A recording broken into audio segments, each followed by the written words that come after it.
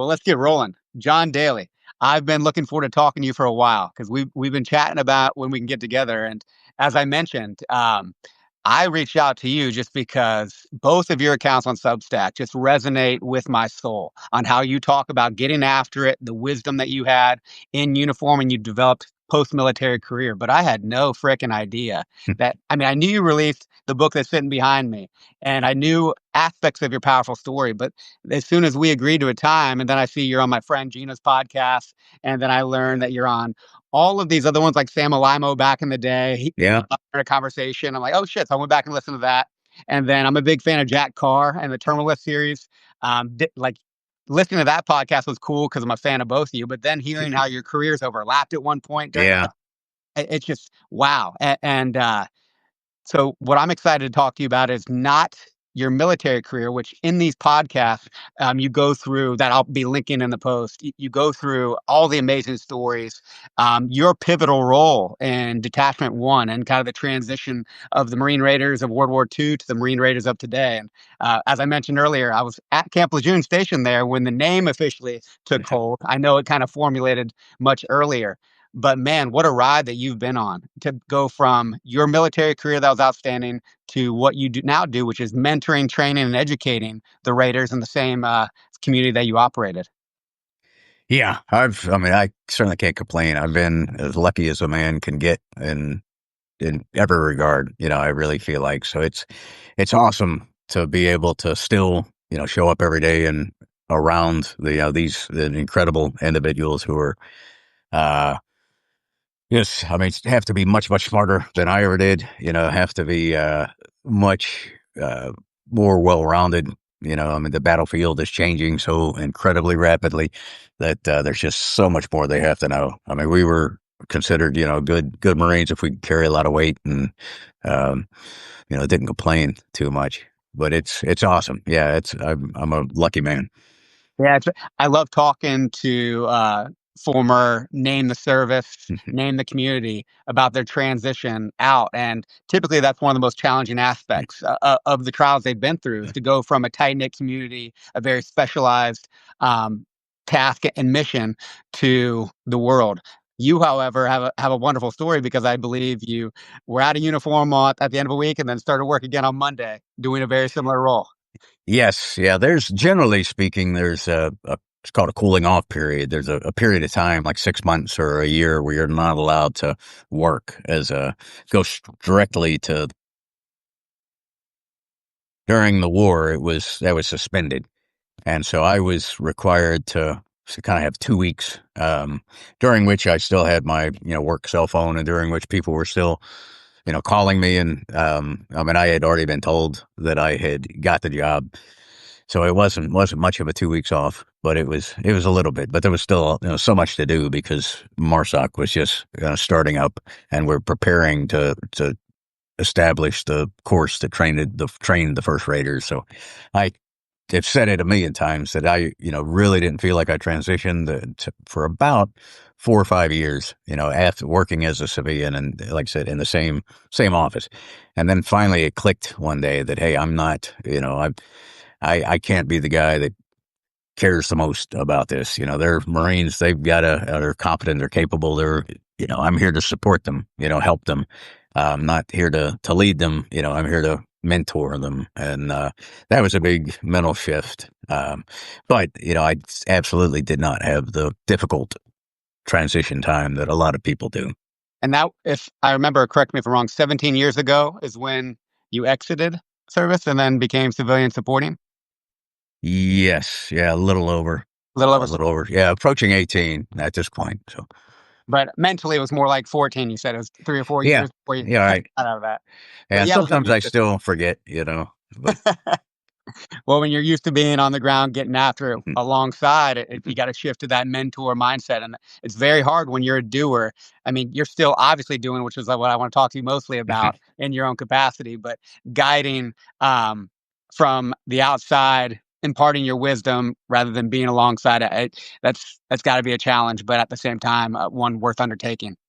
Yeah, absolutely. It's, rewarding, to get to show up every day. And I think it absolutely keeps me young at heart or whatever, at least, showing up, going in the gym with these young guys, getting to kind of walk around, talk to them how they're doing, getting them to come in the office and say, hey, can I talk to you about this or that? So both the students and then the instructors that I've seen now is when they were students coming back through, some of them two times, three times. So, over a 20-year career that I've almost seen all of it. So it's pretty amazing seeing them when they come back from deployment, seeing them when times when we lose, teammates. It's, I just been fortunate. I mean, nearly 40 years, I've kind of had the opportunity to be around, great people, and then help out. So, Beautiful. Obviously, you were in shape when you were in uniform, but I'm curious. I love to think about the skill of discipline, and in the military, it's kind of easy to be disciplined. You're forced to be, so you have to adhere to the rule sets that you're given based on the community that you're in. Whatever that standard might be, may vary based on your job, but obviously, as a raider without the name raider, you were in shape in uniform. Was it because you stayed adjacent to the raiders and mentoring them? Did you already have self-discipline in uniform, or was that a skill that you had to cultivate yourself when you got out? I I'd say I had a good bit of it, but I definitely had to, there was expectations and there were, you knew you couldn't let the team down. So you had to, generally in special operations, you're given quite a bit of latitude to, work out on your own. It's not as rigid as, movies, when you see, Marines or soldiers like running down the road together singing songs. We didn't do that. Um, so right when I got out, I knew there was like something missing, and I knew that I needed to do hard stuff. So I got into, and it was, I mean, that was part of it. My son was going into high school as well, and I had convinced him to run cross country as, because I loved it. I felt like I got a lot out of cross country, and we went out for a run, and he was falling back, like a 3 mile run. And then we went out again, the next day and a couple days later. And within the space of a month, he was just flying past me. So I went, and again, I'm,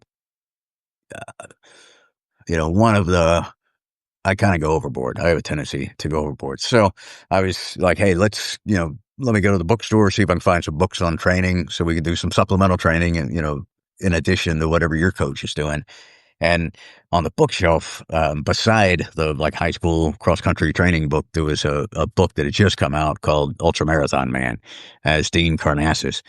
And at that point, I'd never heard of an ultra marathon. So I got it. I crushed it in like a day or two. And then this was 2010. And this was relatively new, not a new sport, but it was small, very niche.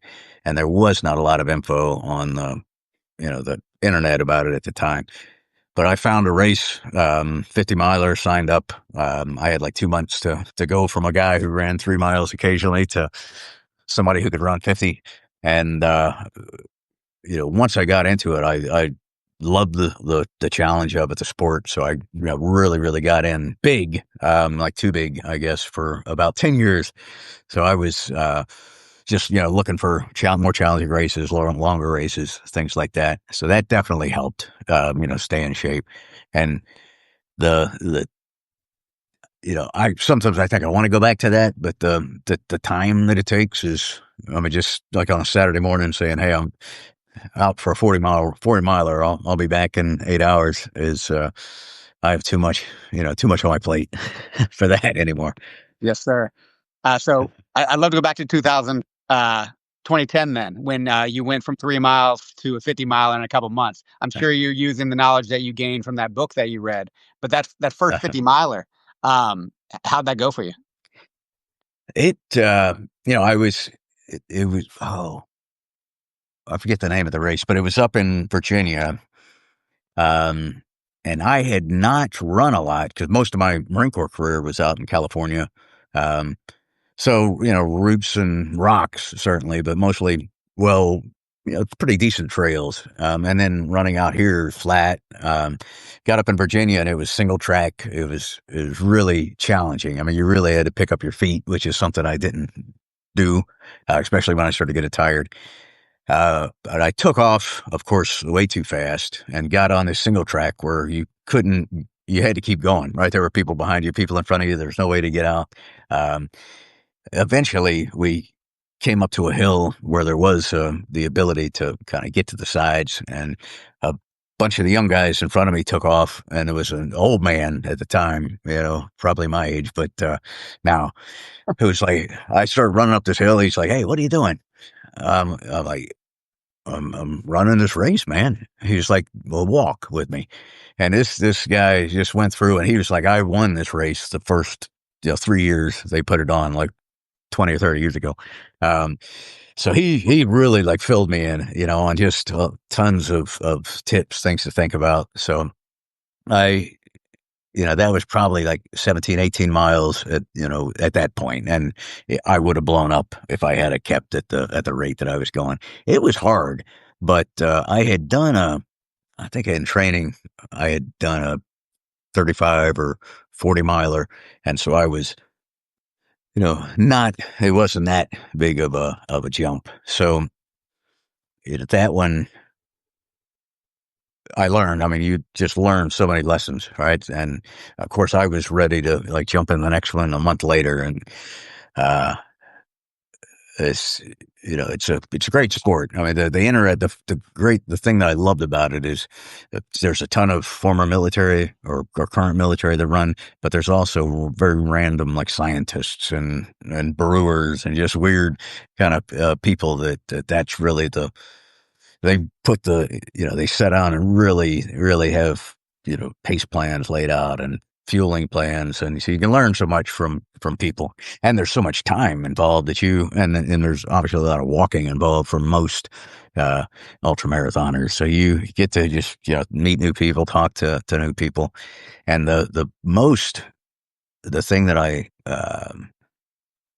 when I set out to run a 50 miler, of course, everybody that I talk to is like, man, that's crazy. I don't like to drive that far or whatever they say. But after you've run one or two, then you're hearing people talk about, 100 milers. And then it doesn't seem crazy anymore, or 100K, then 100 milers, and people doing like 7 day, just continuous loop races. And that, you start to realize that, the capabilities that we have as humans to continue to do hard things.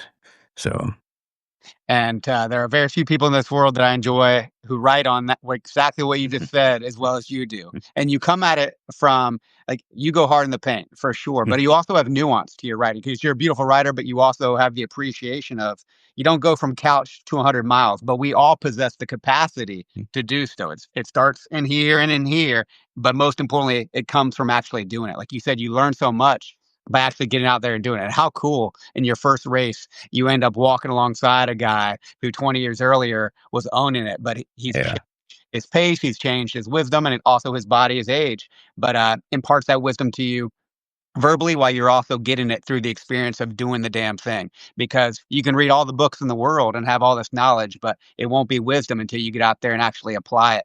And so that comes across in your writing basically every time that you bring up a concept from your past or present. And it's such an important point because that knowledge means nothing without the experience. Yeah. Oh, yeah. You gotta, uh, you can't get to your objective without stepping off. You gotta do something, right? The Lao Tzu, one of the Chinese, say the journey of 1,000 miles starts the first step. Love it. And that's, you know, a lot of people want to, overthink things and, spend too much time trying to dig into the details of, knowing everything and having everything perfect. I've been I've never been that guy. I've been the guy, the kind of ready, shoot, aim guy, which has not always been the best. But at the end of the day, I'd rather make that mistake than error on the other side. And those mistakes will be lessons to help you recalibrate going Yeah. forward. Without the mistakes, and you think you have it figured out. No one has it all figured out. Um, but you explore edges and you realize your edges can be much further than where you perceive Mhm. them. So you did the 50 miler, and like you said, you start thinking 100K, 100 Mhm. miles. How far did you go with that? Because you said it was 10 years of pursuing that ultra marathon type endeavor. Um, the longest I did a race from Virginia, the Virginia border on the beach to the South Carolina border, so across the state, 367 miles, and that was obviously multiple days, a week almost. Uh, it, that was absolutely the longest. I decided I was going to try to run 100 miler every month for a year, and I did not make that. I made it to July. I think I skipped August, hit September and October, and called it quits. Um, but yeah, I mean, it's once you start pushing yourself, I think in any endeavor, then you hopefully you have. I mean, one of the things, and I've said this countless times, the thing that I would credit whatever level of success I've had to is just being really, really fucking curious. I'm always just wanting to know what can I do? What's possible? What's next? What's the next hard thing? Um, because I've got this, and it absolutely comes from the Marine Corps. I'm sure there was some of it there when I joined, but you know, being around the people that I worked with and kind of being within the community that I was, we're just always looking for something to kind of prove yourself. Yeah, and then you go into these niche realms of whether it's your military career or now ultra marathons, like you said, the characters you meet, there's going to be different approaches, but you want to meet interesting people. Find your personal heart that you enjoy and then get after it as much as possible and talk to the people doing it. Because wow, there's so many amazing people out there that'll show you the potential that humans possess. And you said it, curiosity, being inquisitive with yourself, with what's possible. Hell yeah. And, you said you did a bunch of 100 milers. Did you ever try to tackle one of those in less than 24 hours? I did. I think I've done three and sub 24. Um, the one that's relatively local out here by in the Croatan, a 24-hour race I did and hit 100 miles. And the Uwari that's up, or not Uwari, I'm sorry, Umstead, that's up near Raleigh.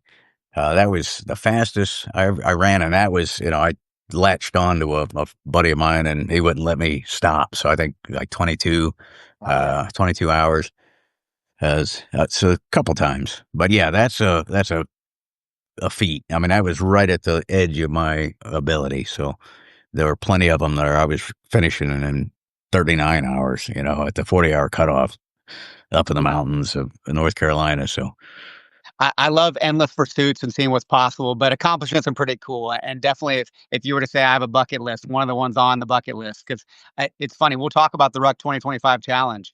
I've covered long distances and triathlons, but that's been with biking and swimming. hmm. I've never actually run a marathon, let alone my goal one day of doing 100 miles in less than a day. And actually, I have a development buddy on Substack who invited me to do one September of next year. So rather than getting out there, I mean, obviously getting out there and training, building the physical capacity to get your time on feet and the miles in, and any wisdom in trying to tackle that kind of challenge for under miles in a day. Yeah, you've it's it kind of depends on the race, obviously. Which one you're doing, the hills and things like that. But just staying on top of nutrition is really, really, hydration, nutrition is really important. I mean, you've kind of got to, um, for me anyway, you want to run a faster first half, but not exceptionally so. I mean, it starts to come on you, kind of in waves. Somewhere usually for me between like you know, at the normal like marathon bonk time of, and I've never run a marathon either. An actual, 26.2. I'm saving up the run the Marine Corps marathon one day, but, yeah, somewhere between like 22, 24, like I'll hit a brick wall, and then, somewhere around 28, 30, that goes away, and it's great out to 50, and then the sun goes down, and then, uh, so yeah, I mean, really, I think probably the biggest thing is just having a good attitude the whole time during it. Um, one of the things I always really try to do is because I hate to see a runner come into and I volunteered at plenty of races. A runner come into an aid station and they're bitching and moaning, they're yelling at the volunteers that are working there, and so I absolutely try to when I see the lights of the aid station, kind of put on a smile, start thinking through in my head, hey, here's the three things I need to do. I need to refill my water. I need to get something to eat. I need to change my socks, whatever that might be. Take care of a blister. But then when I come in, just be cheerful as hell, even if I feel like shit after I leave. But it does no good to to be an asshole. That's to anybody. That's one of my. I feel like that's a karma thing where that'll come back on you. And it's draining, like, the energy it takes to be unproductive in your head. It's not serving, of course, anyone else around you who's there to help you in this case, Hmm. or possibly if it's not actually an aid station and volunteers. Hmm. It's draining. So, productive attitude and focus on a particular task. Yeah. When you hit those walls, I'm curious, do you have mantras or, like, what have been your developing methods to deal with the walls we inevitably hit in the hard stuff, and then also how it translates to life with the hard stuff where it's not an intentional pursuit of struggle. I mean, in running, I not necessarily mantras. Sometimes I'll just like sing a song in my head, just whatever song that might be. Um, I there are definitely a lot of people that do. Sometimes in the middle of the night, you'll go by somebody, and you can hear them like one step in front of the other. That's really my kind of what I'm thinking. I'll pick something. I'm like, I can absolutely get to that next tree. And then if I want to quit, I want to fall down, I'll do it. And then when I get to that tree, there's going to be another. And it one of the kind of really early like founders of ultra marathons that had the record for the Appalachian Trail. He had the transcontinental record. Um, Put on a lot of races in Virginia. Um, and he had a saying that it doesn't always get harder.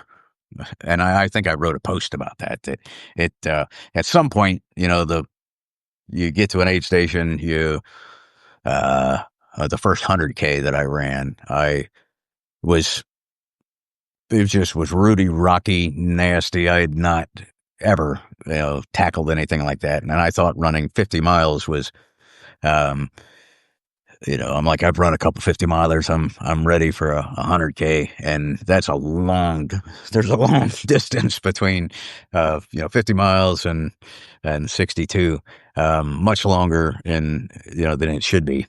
Right. Um, and I was just chafed and bleeding and, out of my head. I didn't think I was going to make the cutoff time. And, made it to an aid station, and those, they just absolutely they took care of me and made me I was like, I gotta go. They're like, no, just sit down. You're gonna, you'll be a new man when you leave. We're making you a grilled cheese sandwich on like a propane stove, and gave me some chicken noodle soup, and, took care of me. And by the time I left, I'm like, yeah, all right, now I've got this. Like their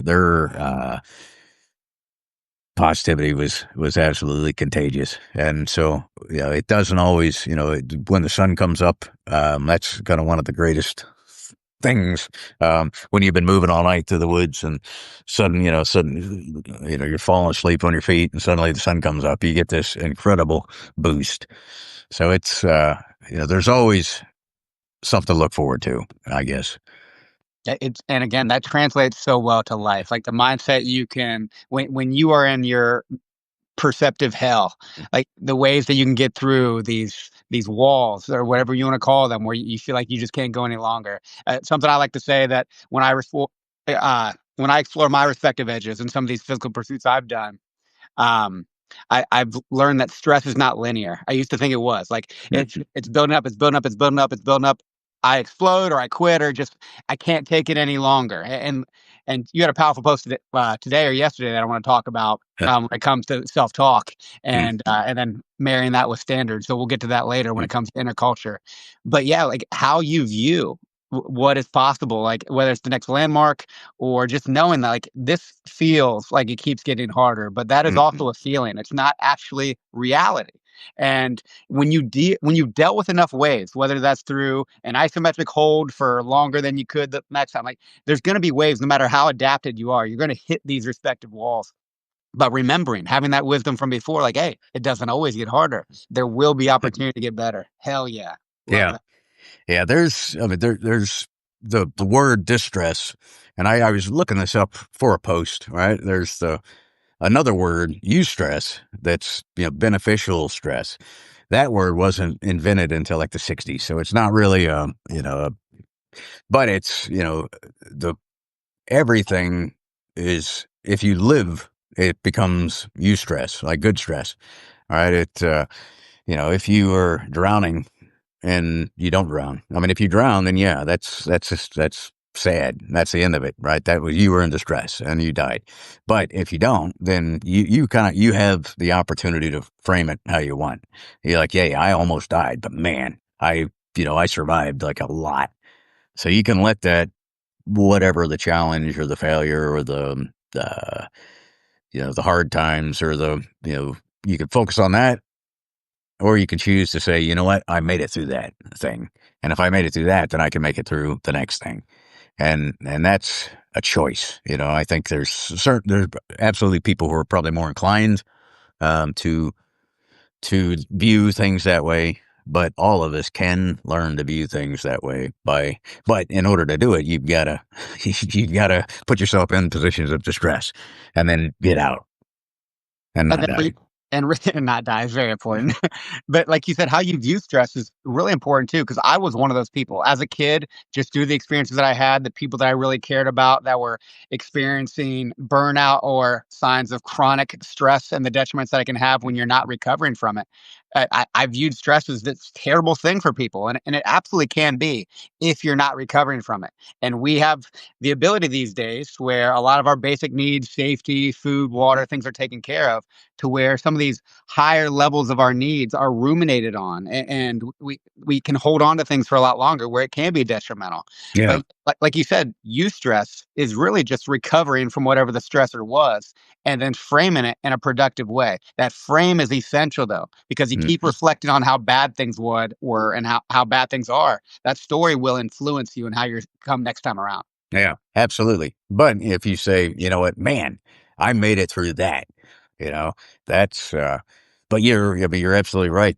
Maslow's hierarchy of needs. I mean, people, the very bottom rungs of food, shelter, air, water. I mean, those used to be kind of a big deal to meet those. And you needed to be the fittest to make sure that you had enough food or that you had shelter in a storm or that you could fight off whatever it was. I mean, that's just absolutely not the case anymore. I mean, there are absolutely poor people in our country. There are, people that, and across the world. But I mean, every person has a cell phone. Every person has, if not a home, some place to sleep. Generally speaking, when it gets, especially in the U.S., some place that you can go to, and it's certainly suboptimal. But your people don't starve to death much anymore. So now we're up to those higher levels, and not having to work for that, I think, is sometimes to our detriment. It's we've improved. Obviously, we've um, and I don't know that it would be beneficial for us to go back to the Stone Age necessarily. I mean, it's unrealistic, but we we don't have the day to day hardships that the average person did 100, 200 years ago. Agreed. But there's wisdom to be drawn from that, as you mentioned with Maslow's hierarchy of needs. When your life has to be oriented toward your basic needs, ironically, the higher level needs are fulfilled. So Mm. your belonging, your self-esteem, even like your actualization, you have a purpose, and your purpose is to provide for your tribe or your family, where that is food, that is shelter, maybe that's security, which I believe is the next level up in the Yeah. high. But you are fully focused on maintaining the foundation. And then everything else comes with that full focus, which kind of relates to when you're going through hell on a 50-mile run, you sole focus on the task good attitude, and you can help yourself get out of that. But yeah, the wisdom, I reflect on it pretty regularly from our ancestors. Yet we are lucky that technological revolution, civilization, all these things brought those basic level needs to not have literal survival be threatened every day. But the irony is, now that we are not oriented to that, in many ways, at least mentally, psychologically, we suffer more because purpose, sense of tribe and belonging and actualization is harder to find, um, unless you're pursuing it intentionally. Yeah, and you have to. And then, being in the military, you're fortunate because you kind of get thrown into that. So I was, I joined right out of high school. I went from just being a son, of my parents and a high school student to a Marine. And that comes with this sense of purpose. Like you mentioned, there's, that transition is really hard for a lot of people when they lose it. Um, and that's, one kind of chunk of the group of people that I talk a lot to about, or talk a lot with about that is, hey, how do you, find something that allows you to have that sense of purpose. But on the other side of the spectrum, my grandfather never saw the inside of a gym. Like, running never crossed his mind. Like, he ran when he needed to. I mean, he was a mechanic. He carried engine blocks and things around. He was strong as an ox. He ran after a deer when he shot it, to track it or whatever the case was. So that was, there's, modernization or whatever has certainly brought, benefits, but it also, has brought, things that, our forefathers or whatever would laugh at us for. You're going into you sit at a desk all day, and then you go into a place where you lift lead or, steel. What are you doing? And it's air conditioned. Yeah. You made a great point about the Marine Corps and the military and how it can Mhm. give some of those ancestral sense of purpose. And I think the Marine Corps, at my first duty station, as you know, Camp Lejeune. So my first experience in the military, I'm Navy medical, but the medical component of the Marine Corps is Navy. So a lot of my mentors were Marines, outside of the hospital, whether it was through friendship or just people that I got to meet. So I'm this junior officer. And two of my best friends were master gunnery sergeants who lived at Quarters Landing. If you're familiar with that in Steeds Ferry, that's where I live. Yeah. Really close to Rick's, where I met my wife. But yeah, just talking to them and hearing their wisdom, but also the sense of pride that Marines have. Like, you hear it in the language even. So, like, someone will talk about you and say that you're a Marine, not a former Marine, you're a Marine. Mhm. And you don't hear that as often for airmen or sailors. They're retired, or they got out in the state. They're former. They're veterans, and Marines are Marines for life. And there's something powerful behind that language. It becomes a part of your identity. Hopefully, not your whole identity, because that might get Yeah. twisted and hard, but a part of your identity and a sense of pride and purpose for what you accomplish and can continue accomplishing with that mentality that's imparted on you guys from day one.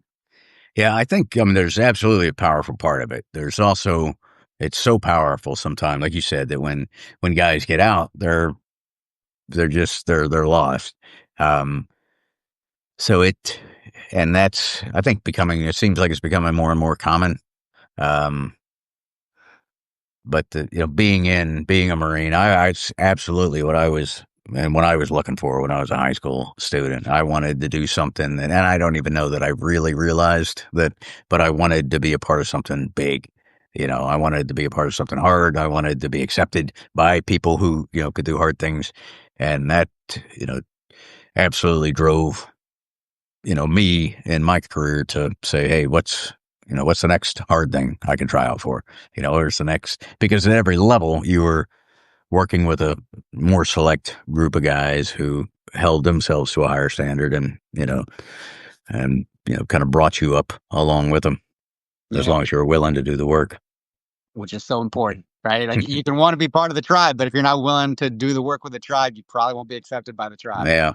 That's, I mean, one of the things we've constantly see is the biggest predictor of success for somebody that wants to come in any special operations branch is the absolute clarity of that idea in their head that I'm going to do this thing. I'm going to get, whether it's a SEAL or it's our guys or, a Green Beret, whatever, that, there's nothing that's going to stop me from getting this badge on my chest or this beret on my head.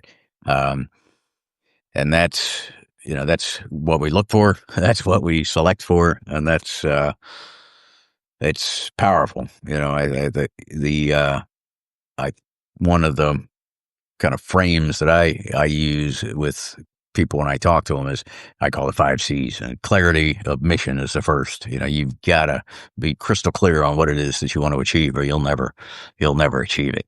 And then you've got to commit yourself um, to doing the things necessary to become the person or the thing or the whatever achievement it is. Then the courage to, you know, definitely, moral courage, quite often, physical courage to do the things necessary to, particularly, I think more so for, non-military, if some of the people I coach, if they come home and they're like, hey, I'm super clear about wanting to get in shape. I'm committed to it. This is all, I'm ready to do it, but my wife and kids or my mom and dad are not, when I tell them that, hey, I'm not going to eat the food that you're making anymore, because it's, I have these goals, that takes courage, and then, the biggest, I think, consistency, you don't win a race or you don't win anything in a day. It's gotta be the product of small steps taken over time. And then the last C is curiosity, which I think, like I said, is kind of what I owe my whatever measure of success I've had to. Powerful. I don't know if you've done a post on that in the past, but I missed it if you did. That No, I need to. 5 Cs. 5 Cs. That's powerful stuff. And again, the stand hard, what you wrote today, or yesterday, and the concepts that you brought into that, which I assume is probably something that you use in your mentorship of Mhm. developing raiders. That hit home for me because you hear culture of excellence, and that's part of Marine Corps, obviously, part of many military communities, and it's part of industry. And you hear culture of excellence and trying to set that. And it tends to be when we think of culture, we tend to think of that externally and then adhering to Mhm. standards for whatever the organization might be. But man, I always like thinking about how do you apply concepts internally. And if I've seen it before and it just didn't absorb, maybe, but the internal culture that you wrote on and stand hard, that is some powerful stuff, brother. Oh, That's thanks. something you've had for a while. Is that a newer thing, or where'd that come from? That I was relatively recently asked to talk with one of the MARSOC units about our history and then about culture. And as I started kind of putting that talk together, I came up with the idea that your unit culture, whatever, is a product of this Venn diagram that I put in there of the symbols and stories that you tell yourself, or that people tell you, or that they tell about the unit or the organization or the team, and then the overlap of the standards you hold yourself to and the systems that you put in place to make those standards reality. And often I think we pay like lip service to like, oh, our culture is, put the customer first. But if the the youngest, the sales clerk on your team sees you not putting the customer first, then you're telling a story, but you're not holding that standard. And that's the case in the military. A lot of times, it's you know sometimes we don't hold everybody to the same standard. There's a standard for this group of people, but not for the more the people that've been around for a while. And what in an organizational setting, what matters is what the junior person believes. That's the culture. And then I started thinking of that, kind of applying that to almost everything that you can apply to an organization in some way, shape, or form. You can apply it to yourself. And if you do that, you like, what are the other kind of obverse side of that is that, and I'd read, I don't know where I read it, probably on Substack, but there was uh, this idea of these three truths that, the first is that you're a product of the stories that, people told you about you, and then the stories that you tell yourself. And then, you can't change any of those stories, in the past. You can only change them going forward. And in order to change them going forward, you've got to, start telling yourself new stories. And if you tell yourself that you're, uh, great boss, but your employees don't think you're a great boss, then there's a conflict between the story you're telling yourself and the standard you're holding yourself to, or at least the standard that they're seeing you hold yourself to. So you've got to, those two things have got to meet. And I think that's a lot of the difficulty that military people getting out have. They've been told stories, and then now they're unsure of what standards they need to hold themselves to. So when I finally realized, 5 or 6 years after I'd gotten out of the Marine Corps, that I was really out, I had to sit down and kind of have a, what they call a come to Jesus meeting, and they say, like, hey, I don't necessarily have to believe the things that the Marine Corps taught me, and they're all probably good, but, I need to, if I want to believe them, I've got to figure out why I believe them. I can't believe them because my drill instructor told me anymore. That was 26 years ago. I need to grow up and determine my own values and what my own culture is going to be, what kind of person I'm going to be now that I'm not, wearing a uniform that kind of dictates, how I'm supposed to act and hold myself and, account for myself. Again, just so incredibly powerful. But you've said the word a few times, one of my favorite words, framing. And we can always reframe the stories that we tell ourselves. Like the what has happened in the past has happened in the past. But that story can be told many different ways, no matter how tragic the past was. You're still alive, like you said. And if you're still alive, you can make that you stress. You can make that a reframe and or a story that you tell that can be empowering for yourself. And then great, we start getting the correct frame or the most beneficial for there's no right or wrong, and that's only for you to decide individually, and if it's productive for you or not. But if you find a framing that's productive for you and the story that you would want to tell about yourself, I love the idea of positive and productive self-talk, but how you unified that with standards and systems, because it's great if you have the story, but if you're not living by that story and trying to change yourself with it, there's going to also be some slip ups. And then you brought up another topic I like to think about: external validation. So, for the people you care about, whether if you're a leader and the people that you're serving as a leader, husband or father, check in with your family. I mean, external validation gets shit on sometimes these days, and for good reason. If I'm worried about how many likes I get on a fucking post, then I probably should think about why I'm writing. But I do want to check in with the people I care about to see if the stories I'm telling myself and the systems I have in place to fulfill the values that I have individually and collectively, I want to make sure I'm on the same page as those people I care about. So external validation can be very beneficial in that regard. So you bringing that up, that sounds like it was a great talk. Yeah. Well, I thought so. Yeah. It went, and I got asked to give it a couple more other times, so it's been good. Um, but yeah, and that's one of the reasons I love doing that, because it gives me an opportunity to sit down, spend a day or a weekend or multiple days, like really kind of thinking about a topic and what can I bring to this that's new, or how can I, uh, make it worth, the people who are listening to me's while, because, you definitely want them to, I think early in my career when I was Marine, I kind of like to hear myself talk, I would, there's a story that I tell about coming back from Afghanistan and becoming an instructor. And I would just, I really, I felt that all of the Marines in the course that I was teaching were going to go to war. So I had to teach them everything that I knew. And so I would have them in there at 9 o'clock, 10 o'clock at night, just lecturing, and they're trying to stay awake and listen, and they want to be respectful. Um, and I finally realized, I'm like, this is crazy. I've learned over time. I mean, a great book, a friend of mine, Joe McCormick, Brief. He runs the Brief Lab. The more the you know my goal whenever I set out to make a speech or a lecture or whatever is like, how can I make this as tight and impactful as possible, as short as possible. If you give me an hour, I'll talk for 30 minutes.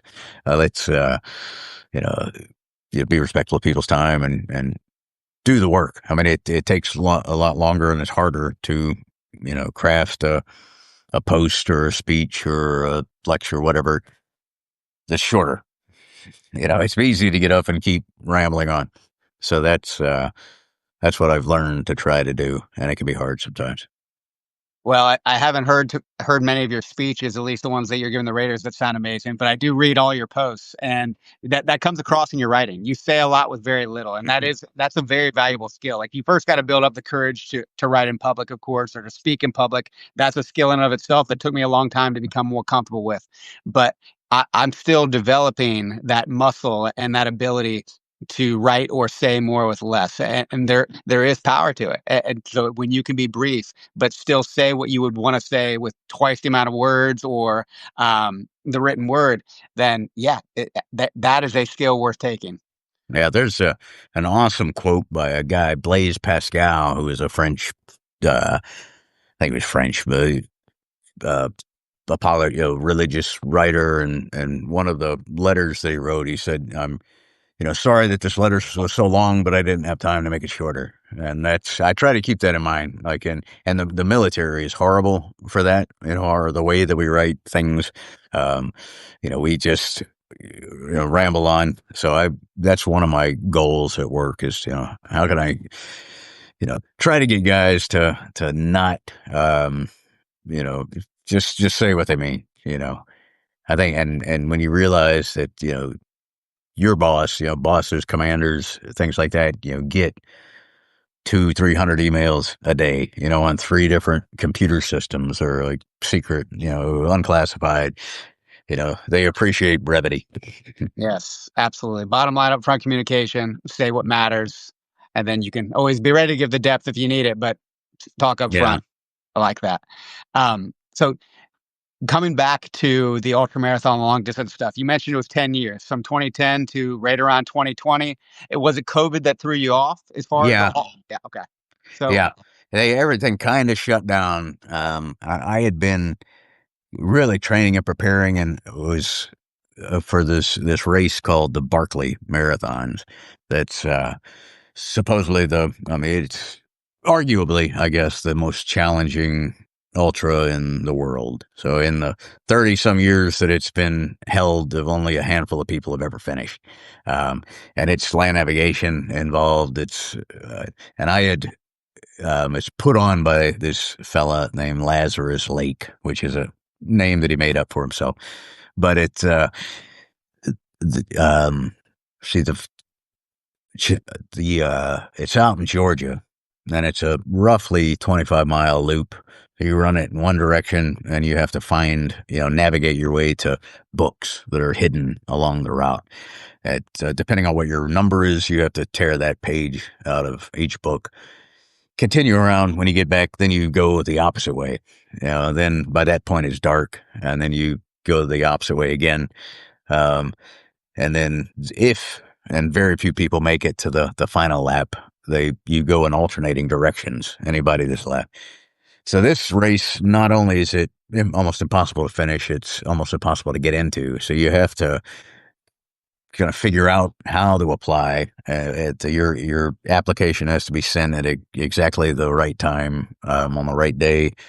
And I had gotten onto the wait list, and it had been about a 5-year process. And each year I would as long as I submitted my application correctly, start off at the same place that I was on the wait list, and then 2 or 3 people would fall out for whatever reason. I'd gotten down to the top 5, and COVID hit, and they had to cancel the race. The next year, I I was not ready for it, and um, the overseas runners were largely not allowed to attend from most countries because still COVID. And we got an email like a week before the race that said, "Hey, if you're on the wait list, just show up, and run." And I was like, "No, I'm not ready for it." And at that point, I really hadn't been training, and it had just kind of dwindled off. And I had gotten into, I kind of traded that for, the one thing you could do is just go to the woods and, do long hikes, rucks, backpacking. So I started going, 5 days a week or whatever, just backpacking in various country areas, Linville Gorge, different trails in North Carolina mostly. So I really got into that, and I have not run a ultra since. I still tell myself I'll get back into it one of these days. So that's had you been rucking much, or was it just endurance running until the COVID hit in those few years? That mostly we do. The Marines going through training will do like the standard is generally a 10 mile, 10 to 12 mile ruck, um, which is you can move at a 15-minute pace and pass. Nobody wants to just pass, so they almost everybody runs it. Um, I would go out with them. I had just years and years of in the Marine Corps. I built up a capacity, I guess, for being able to run with a ruck, and so I would go out with them and do it. Try to put them to shame. But yeah, I wasn't doing a lot of rucking outside of that. And that really just I think kind of lit the flame, and I really realized that hey, this was just a good time. The opportunity to get out in the woods, and it's great exercise. And in those few years, I assume that's when you started, because you started, I believe, I think you've been writing 3 years on Substack. What came first, Walking Point or Ruck the Fuck Up? Yeah, Walking Point. And it was initially called Think, Read, Write, Repeat for a while, and it was which I like. I still think it's a good name, but I kind of something I'm thinking about, something you should read, something about. And I'd started it because I was writing the book, and the goal was to kind of get people. So I'd talk a little bit about how my writing was going, and then some quotes. Then I was the repeat. And, in the first year, I think I started writing articles about rucking, and those kind of took off, and there was kind of two camps. There was one camp that was commenting on them and like, hey, talk more about this. And then there was another that was like, hey, we, don't care about this. So I decided, probably drunk, to like, hey, why not just write a second weekly newsletter? So I think that started January will be 2 years, I believe, for Ruck the Fuck Up, which is, I mean, it's become, I mean, I have a full-time job, but it's kind of certainly become a part-time job, writing, and it depends. It would varies wildly, but it's not uncommon that it's, Sunday night for Ruck the Fuck Up, and I'm trying to write something for the next morning, or Wednesday nights for Walking Point. I've I'm not an organized person. I really wish that I was, but I need to be. I kind of need the pressure of deadlines on me. So that's recently I had for work. I was sent to the UK and had to. You got to sit down and get 3 weeks written ahead of time just to make sure that they would be, because that's something I've just prided myself in, that I haven't missed missed a week. And got that pressure of like, hey, I'm leaving on Monday, so I was able to get those knocked out. Very impressive. I mean, one account is tough enough, particularly if you're posting weekly, and then two accounts that are, I mean, they they uh they combine well with each other, but Yeah. walking point is more like your wisdom through the years and how you apply it to a particular task, where Ruck the Fuck Up is obviously around the skill and the pursuit that is rucking, but the mindset involved in it too. And I don't know which account I like more, because they're also entertaining, particularly Ruck the Fuck Up is. Was Ruck the Fuck Up part of your vernacular back in the day, or did you come up with that more recently? It wasn't like a something that you heard all the time, but there was. I do remember one of my first team leaders. Just once in a while, I would be like, hey, ruck the fuck up. And it had the double meaning of, get your ruck on, it's time to go, but also stop complaining or whining. It's, we got hard things to do. And so part of it, the Michael Easter's book came out. Well, I guess Go Ruck probably started first. And that, started, people started hearing more about rucking, and then definitely Michael Easter's Comfort Crisis. Yep. I think that was the first one, right? Like kind of blew up, rucking, and people started really getting into it, and uh, I was like, hey, that's something I'm very familiar with. It's a good opportunity to to write about.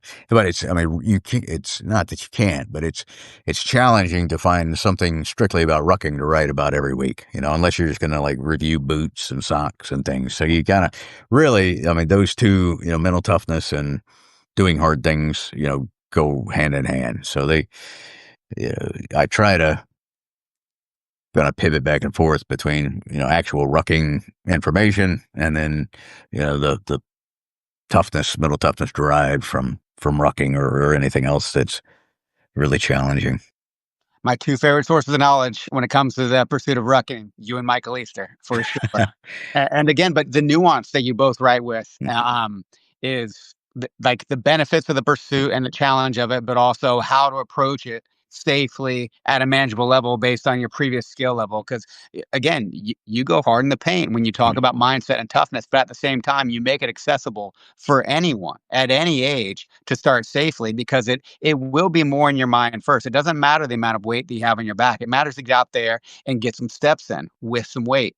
And running with a ruck. So I've run with weight vests. I have not run much. I've done it a few times, but that's a different thing. So building that skill, that's Yeah. you have me intrigued. And that's most people, and most people do not need to run with a ruck. That's absolutely the case. I mean, most people don't need to have more than 25, 30 pounds, probably, until you get to the point where you're like, I've got 25, 30 pounds and this is really easy. I want to try running and, drop the weight and, give it a whirl. But, I mean, in the military, special operations, if you're training for something like that, then, absolutely you do.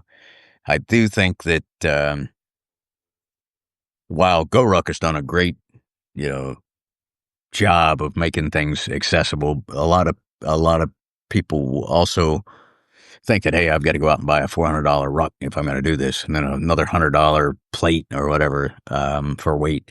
And you can find an old book bag and be fine. Especially starting out. And then if you say, hey, this is not for me, you're put your JanSport back in the cupboard, and the milk cartons full of water or whatever that you use for weight, throw them away. If at some point you decide, hey man, yeah, I want to step up my game, then you can spend a lot of money. I mean, it can become a very expensive hobby quickly, and there's absolutely no need for it to be. Yeah, it's funny you say I have a blue JanSport backpack that I have used a few times back in the day. Yeah, I have some nicer ones now, but like even sand, you can get 50 pounds of sand for $5, and then you can yeah. get the sand bags and tie them off and throw them in the backpack way ahead of time. And yeah, the progressive overload, the stimulus of doing something at a manageable level, that where you're slightly uncomfortable for a little bit, recover, and then once you start getting comfortable, then yeah, let's see where we can go. But you Mm-hmm. don't need to go from couch to 20 miles with 25 pounds on your back. And that's why in this 2025 Ruck Challenge that you have, which is so cool, not only the challenge and the personal benefit of the pursuit and how you've set it up and framed it through your writing and collaborating with your friend, but the cause Mm-hmm. behind it and what it's for. Can you tell me a little bit about the 2025 Ruck Challenge, which is still open, by the way, and I'll put that out for people that want to join in. I got some buddies that are going to do it with me, and Awesome. we're planning a few. Yeah, it's we call it the Ruck 2025 challenge. So 20 miles, 25 pounds.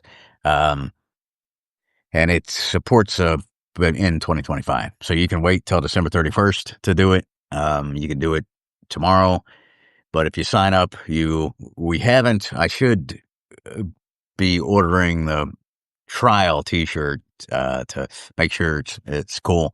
But if you sign up, it's $100 to sign up, but you get a T-shirt, you get a patch yet to be designed or made, but I'll mail those out.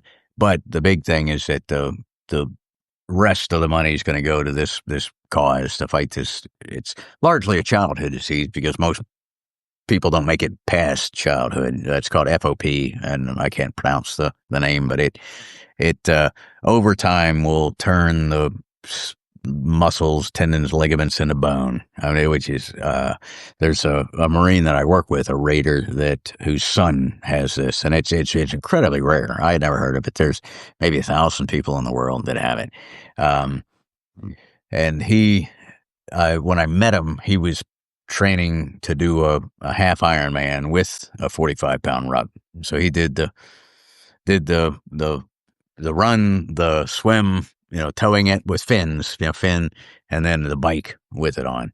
And I went out, did the ruck with him, and just like, hey, we can, let me try to do something to to help with this. So it's just, I mean, an opportunity. There's no real time limits on it. There's just get out and do it. And we had one of the coaches at work kind of built a progressive plan. So you literally, we started in September, I believe, but I mean, the goal is you should be able to do a couch to 20 mile, by the end of the year, a little bit of running, a little bit of walking, tailored to your ability. And then when you sign up, we have a Slack group that we put you in, and that just gives you the opportunity to, brag about what you've done, to ask questions, to get, advice and look for people that are close to you. So we haven't had a ton sign up. I think we're probably somewhere around 20. I had hoped to get 100. I don't know if we'll make it to that, but it'll be fun. Absolutely. I mean, beautiful cause, wonderful personal challenge. And if people don't know already, because I didn't, but you can be guaranteed the T-shirt will be cool in the patch because ruck the fuck up. I didn't know you had a gift shop, and so I checked out your gift shop recently. And I couldn't help myself. I had to buy one of the shirts because are you designing these, or do you got somebody else that helps you? Mostly it's been me. So the first one, I had this idea a long time ago about a shirt. So the pack that the military issued from Vietnam on until recently was called the Alice pack, and that's what our wear collection, because it's very simple, very basic. It's very easy to fix if something breaks, and I just had the idea of the Alice pack being the patron saint of pain. There's like Saint Alice, and I was in a Mexican uh, supermarket, and they have the like votive candles that have the saints on them, and I just had this idea, and so that was the first thing that I made, this Saint Alice shirt, and then um, started talking with people and just started coming up with ideas. So it's grown. It's not. Um, yeah, it's cool. I once in a while I like see somebody walking around out in town with a shirt on. I'm like, yeah, I know that guy. I, So it's I, been cool. I guess you've done pretty well in life with your military career, what you're doing now, but you may have missed your calling as a fashion designer because again, those shirts, those shirts are dope. Like, and they're variable. It's not like the same theme. There's very different types of styles. Again, Hmm. well done, bro. And Oh, that's awesome that you're designing them too. It's very yeah, cool. Very cool. appreciate it. I do get my son's a one of his. He works as a chief marketing officer, but he has very not only ability with designing things on the computer, so he helps with some of the more challenging things. But it's been cool. It's an outlet that I wouldn't have ever imagined myself undertaking. So cool. So coming back to exploring edges, you've obviously gotten away from the endurance running for now. You got into rucking. Some personal edges that you've explored in rucking and how it's compared to some of your harder runs. What have you done in the rucking space for the past 5 years that that's a little wild, maybe? Um, I think for me, it probably less wild and less. I do some, like with the Marines. We have started putting on an annual Norwegian foot march, which is a standard that was developed by the Norwegians after World War One or pre-World War One to make sure that all of their soldiers were fit. And it's 30 kilometers, so it's like 18.6 with roughly 25 pounds, and it's a time standard of uh, depending on age, roughly 15-minute pace. So you've got to be running some. So it's not that far off of the 2025 challenge. So we put that on. We're preparing. Next year will be the third iteration of that. So that I haven't done any distances longer than that. You know, in events. There's a couple of longish trails. So I've done some multi-day backpacking, 80, 100 miles, movements. The Art Loeb Trail in North Carolina is beautiful, a lot of hills. Um, and that for me, I don't go into something like that with with any concern for time. Really, it's just I'm gonna walk all day. I'll get up in the morning, make some oatmeal and coffee, and eat a couple granola bars at lunch, and find a place to throw up a tent before the sun goes down.